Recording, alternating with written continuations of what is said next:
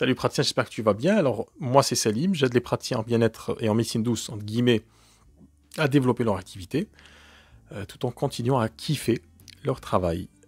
Et aujourd'hui, je voulais te parler d'une routine. C'est une routine qui est très intéressante. C'est plutôt une façon de faire très intéressante, qui peut être aussi transformée en routine tous les jours, qui va t'aider à mieux comprendre tes consultants, et plus tard, mieux les cibler et mieux leur parler. Alors, c'est quoi cette routine-là? C'est quelque chose d'aussi ancien que le monde, hein, que l'humanité, c'est l'écoute. Alors, c'est une écoute qui est un peu différente, c'est pas une écoute... je sais que tous les praticiens en bien-être et en développement personnel sont là sont à l'écoute de leur consultant. C'est une écoute qui est très active, qui est une écoute thérapeutique, hein, quand on est dans une séance, mais quand les gens ne sont pas encore vos consultants, quand ils n'ont pas franchi le pas de votre porte, hein, et que vous n'avez pas encore franchi le pas de leur porte, comment faire pour savoir exactement qu'est-ce qui les touche et comment leur parler de leur problématique.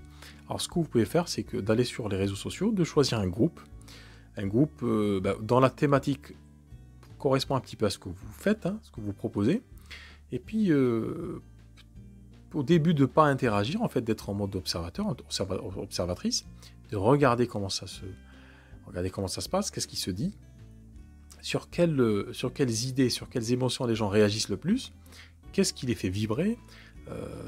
Ça, donc vous pouvez le faire sur les groupes Facebook, hein.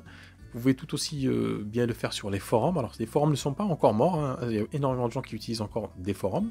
Le plus connu étant celui de Doctissimo. C'est une mine d'informations énorme.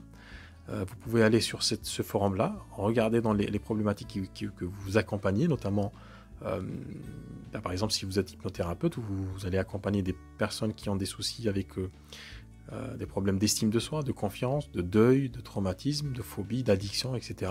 Donc vous allez avoir sur ces forums-là une mine d'or, littéralement, parce que les gens qui souffrent de ces problématiques-là vont vous parler de leurs problématiques avec leurs mots.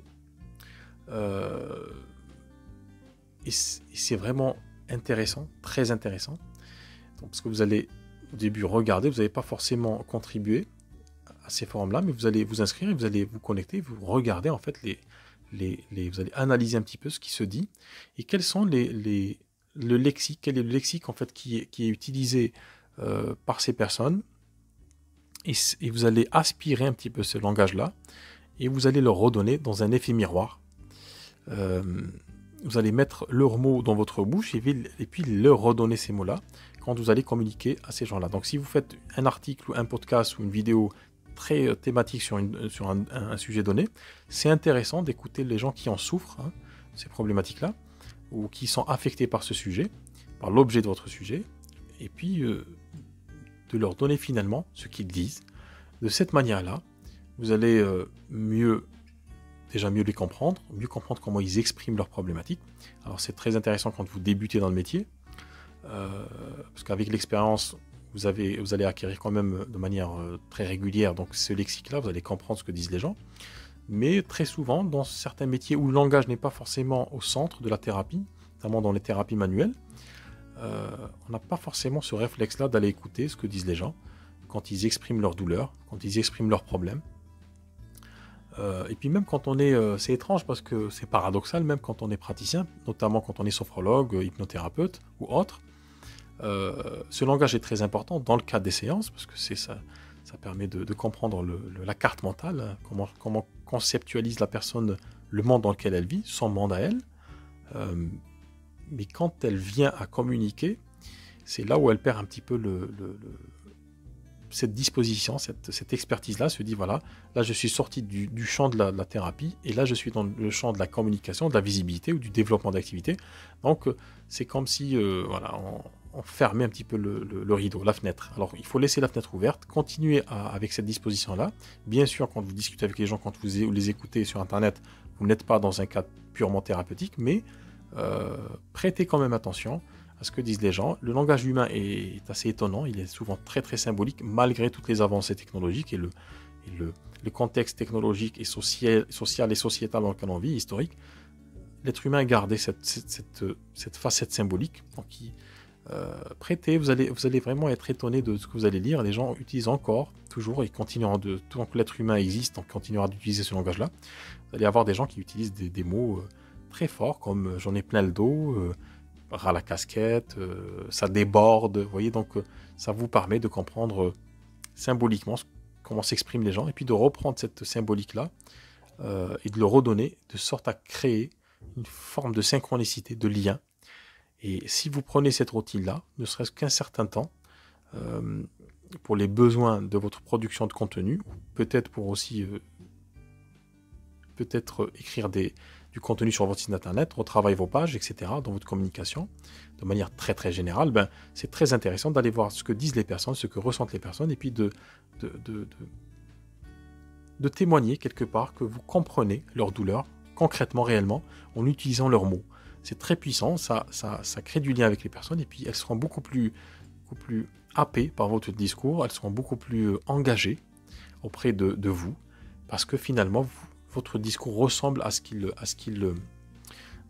vivent. Voilà ce que je voulais vous dire aujourd'hui avec cette petite routine très très efficace. Prenez-vous un calepin, écrivez peut-être utiliser un fichier numérique, un fichier Excel, un fichier dans Drive, dans Google Drive, etc. Quel que soit le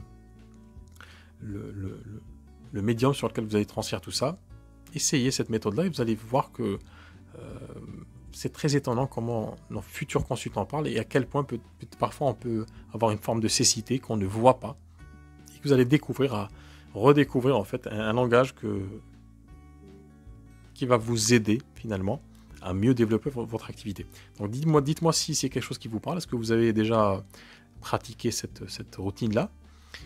On en parle dans les commentaires. Alors, petite parenthèse, si vous avez besoin de développer votre activité, si d'une manière ou d'une autre vous bloquez dans le développement de votre activité, que vous soyez en exercice ou que vous allez débuter, vous pouvez me contacter, m'envoyer un message privé ou je vous mettrai aussi le lien en dessous de la vidéo si vous voulez prendre rendez-vous avec moi. C'est sans engagement pour en discuter de manière très franche et j'allais dire joviale, très joviale et très bienveillante. Donc n'hésitez surtout pas. Je vous mettrai le lien en dessous de la vidéo. Si vous êtes sur YouTube, n'oubliez pas de lâcher un petit pouce et puis de vous abonner à la page en actionnant la cloche pour recevoir toutes les notifications. Je vous remercie de votre écoute et je vous dis à la prochaine vidéo. Ciao!